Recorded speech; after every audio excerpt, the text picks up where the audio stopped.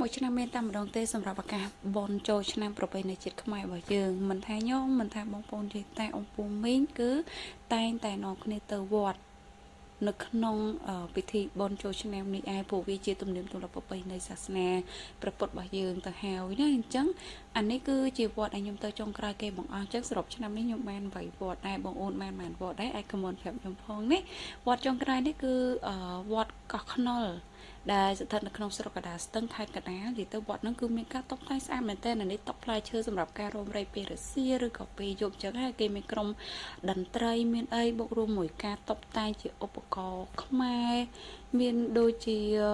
ទ្រង់ដូចជាអីផ្សេងអង្រុតអង្អីមុខថ្លឹកថ្នោតទ្រូអីផ្សេងអញ្ចឹងដូចបងអូនបានឃើញអញ្ចឹងណាគឺមានការតុបតែងស្អាតមែនទែនអញ្ចឹងអានេះវាក៏ជាការរួមចំណែកមួយនៅក្នុងការដែលបំផុសគំនិតឲ្យក្មេងៗជំនាន់ក្រោយរបស់យើងបានស្គាល់ជាមួយនឹងឧបករណ៍ខ្មែររបស់យើងផងដែរអញ្ចឹងតើតើមួយទីតាំងចំណុចកន្លែងនេះគឺដូចគ្នាគឺសរសើរព្រះសង្ឃដែលគាត់នៅក្នុងវត្តកោះខ្នុរនោះមែនតើមានការតុបតែងខ្ពស់មានទាំងស្លឹកត្នោតមានទាំងក្អមមានទាំងកម្មាមានទាំងអីផ្សេងដែល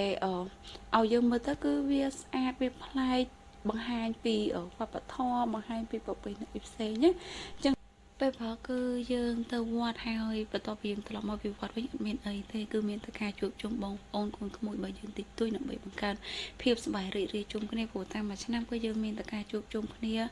អាចថាបាន2ឬក៏3ដងទេបូករួមមួយការឱកាសបុណ្យភ្ជុំយើងថាម្ដងទៀតអញ្ចឹងណាអញ្ចឹងពេលជុំគ្នាហើយគឺរៀបចំឲ្យកូនគេងសិនហើយគេងនៅក្រោមដើមឈើតិចស្រួលខ្លួនមែនតើព្រោះតែខ្ញុំសម្បូរដើមឈើណាអញ្ចឹងវាពេលគេងក្រោមដើមឈើពេលថ្ងៃគឺត្រជាក់ជាងក្នុងផ្ទះនៅពេលដែលអាកាសធាតុក្តៅអញ្ចឹងណាអញ្ចឹងបន្ទាប់ពីឲ្យកូនគេងកូនអីហើយអត់មានអីទេបងអូនវាអត់ខុសគ្នាពីបងអូនទេជីដើរមើលគេលេងបាញ់តឹងអញ្ចឹងទៅព្រោះដោយសារខ្ញុំកូនទូចអញ្ចឹងគឺយើងអាចលេងផ្ទាល់មកគេបានយើងខ្លាចកូនឈឺកូនអីអញ្ចឹងណាអញ្ចឹងមានតែការជិះមើលគេលេងកំសាន្តដើម្បីយើង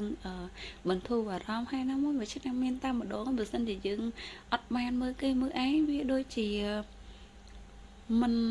សប្បាយចិត្តអីចឹងណាពេលដែលយើងបានមើលគេទោះបីយើងអត់បានលេងក៏អារម្មណ៍របស់យើងវាសប្បាយចិត្តវាស្រស់វាថ្លាអីទៅតាមនឹងដូចគ្នាដែរបងអូនខ្ញុំជឿថាបងអូនអ្នកដែលអត់បានលេងទឹកឲ្យតំបានទៅមើលគេលេងទឹក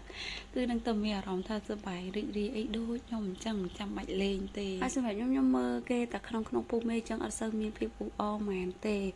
តែក៏មានកន្លែងខ្លះគឺក្នុងភូមិមិនអ៊ូអរខ្លាំងមែនតែប៉ុន្តែចូលអត់ចុះទេបងអូនអើយតំបន់ទីតាំងមួយហ្នឹងគឺភាគច្រើនបងអូនមួយចំនួនគឺគាត់បានដឹងហើយគឺទីតាំងនៅឃុំពុទ្ធសស្រុកបាទីខេត្តតាកែវគូថាមនុស្សច្រើនខ្លាំងមែនតើគឺចូលអត់ចុះទេបងអូនហ៊ានតែចូលគឺជាប់2ទៅ3ម៉ោងគឺចេញអត់រួចតែម្ដងហើយបើយើងកូនទូចចេះអូយមិនចូលទេបងអូនអើយគឺណែនប៉េះហ្មង